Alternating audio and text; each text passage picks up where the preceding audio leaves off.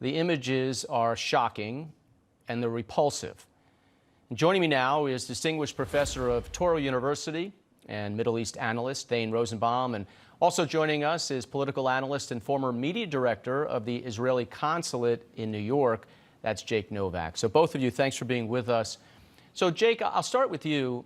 Anti-Semitism is nothing new, unfortunately, but the massive display of rage and hate and blame of Israel and Jews and defending Hamas is still pretty mind-boggling, isn't it?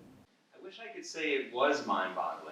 It's very hurtful, that's for sure, but it's not mind-boggling. We've seen this story before. First of all, we've seen the rot on America's campuses festering for a long time. More and more anti-Israel professors being hired in every single department, even departments that have nothing to do with foreign policy, history, or culture. We've also seen this throughout history. You know, Rob, it's very important for Americans to understand this because I think that the curriculum, for example, on the Holocaust, whitewashes this or hides it. Anti-Semitism, Nazism in Germany, for example, didn't really start in the beer halls and on the streets so much. It really started, it got its real first important foothold in the elite, and they were elite German universities. Everyone should know that Albert Einstein was driven out of academia in Germany, not in 1937 or 38 or 39, but in 1933, even before the Nazis took over in the government. Academia is very susceptible, especially academia in non-religious settings, because of its so-called rational look at the world, is very susceptible to this kind of stuff. Every radical movement usually takes on anti-Semitism because it's a great way to attract the kind of fervent thugs that every group needs if they really want to have a revolution. So, Thane, you know, dozens of lawmakers are calling on President Biden's Department of Education to take away federal aid from these colleges and universities that have permitted these pro-terrorist demonstrations, and that's what it is, or even if they stayed neutral. So definitely some thorny constitutional issues here, but what, if any, sanctions should these schools face? Well, there are violations, Rob, of Title VI. You're not supposed to receive federal funding, certainly as public institutions, state schools, but even private schools that receive funding if you are discriminating on the basis of race, nationality, ethnicity. And that's clearly what's happening with Jewish students experiencing this level of torment and terror on campus. So there are potential claims for the United States to withdraw funding.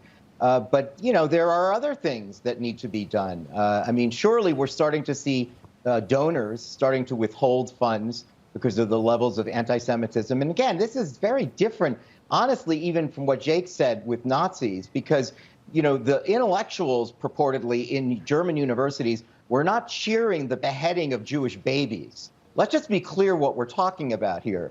This is progressive critical race theory off campus on crack, right? This isn't about Palestinian self-determination. This isn't about borders or settlements. This is about Israel's very existence and the annihilation of the Jewish people. On campus, you're cheering the beheading of babies and the gang rape of Jewish Israeli teenagers. But the last thing is, the remedy is, we have to get rid of a large portion of the faculty. Yeah.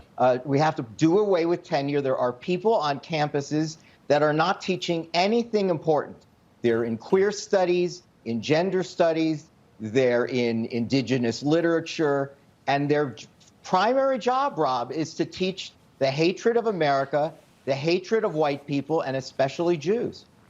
Very, very true. 30 seconds, Jake. So Muslim and Arab organizations in the U.S., they've issued statements in support of Palestinians.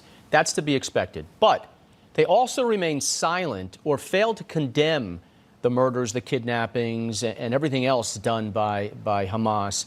That is completely unacceptable. Why? Why are they quiet on this? Well, some of them are afraid of their own rear guard. I mean, I don't know if all of them are so happy about the beheadings and things like that, but they basically would rather keep silent about that than stand up. But in addition to what Thane said about funding and things like that, the best way to get rid of some of these faculty members and stuff is basically, it can't just be donations. These schools have a lot of money, Rob.